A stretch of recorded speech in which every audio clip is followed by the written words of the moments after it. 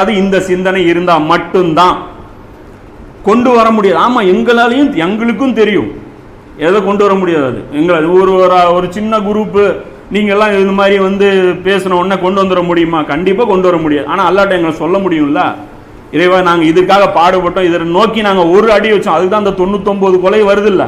இந்த பக்கம் டைவர்ஷன் தான் ஆனார்.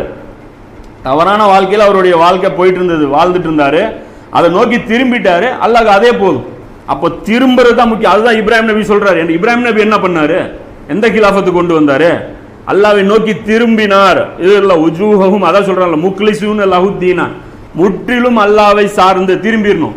இவ்வளவுதான். எங்களுடைய எல்லா விவகாரங்களிலும் அல்லாஹ் தான் யாரு? நீதிபதி. ஹாக்கிமியத் அல்லாஹ்வுக்கு தான். லா இலாஹ இல்லல்லாஹ்னா லா ஹாக்கிமியத் இல்லாதில்லா.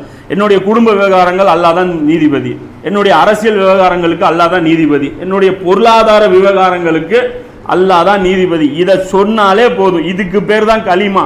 இந்த கலிமா சொன்னா தான் சொர்க்கம்.